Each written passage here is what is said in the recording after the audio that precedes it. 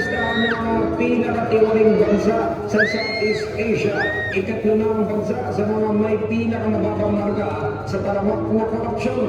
Mula sa flood control projects hanggang sa issue ng maritime pera. Malalim na ang problema ng korupsyon na sumasakal sa ekonomiya ng Pilipinas. Inilagay ang bansa sa ikatlong pwesto sa hanay ng mga sinasabing pinakatiwaling bansa sa rehiyon.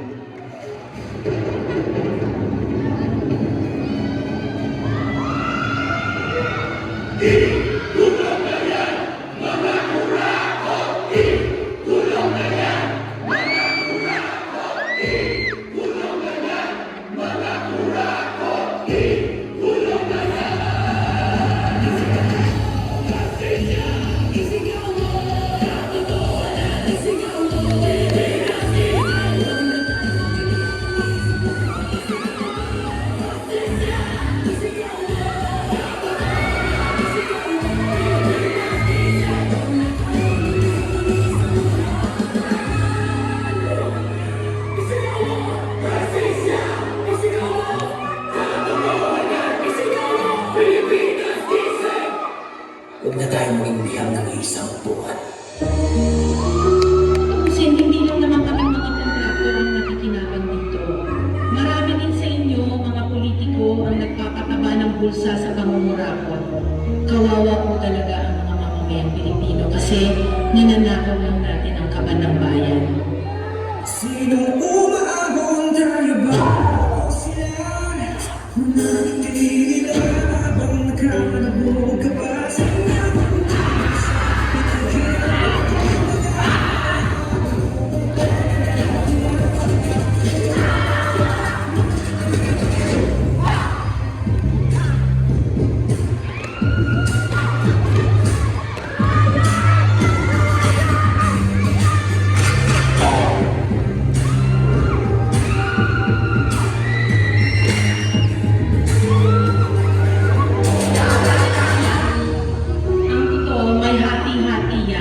mula sa pinakamataas hanggang sa mga nasa gilid lang ng sistema.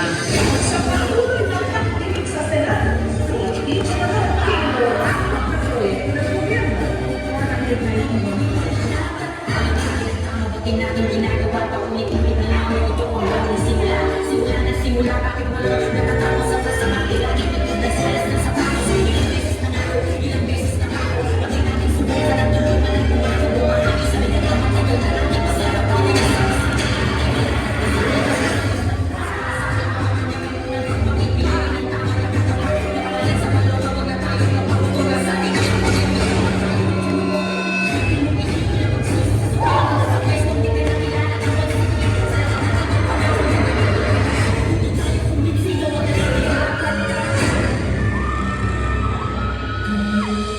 Huwag ninyong ipakita sa publiko na malinis kayo dahil sa bawat proyekto may kapalit na porsyento para sa inyong mga opisina. Tingnan ninyo rin ang mga pangalan na nakaupo ngayon at lalo na sa mismo mga nagpapalaman ng gobyerno.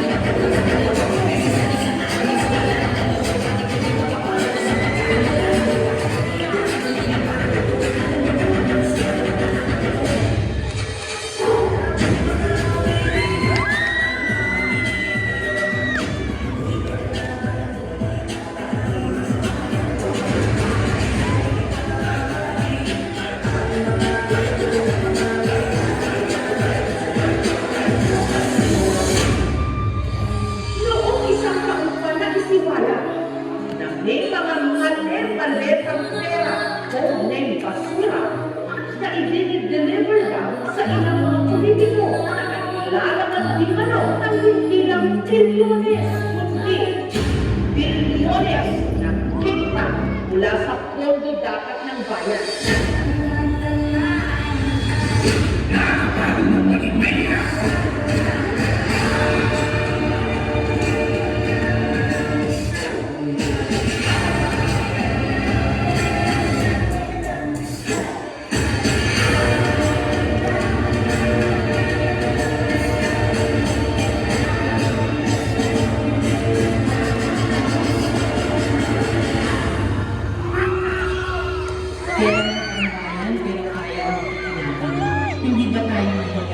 ang mga mahihirap mas lalo nagihirap.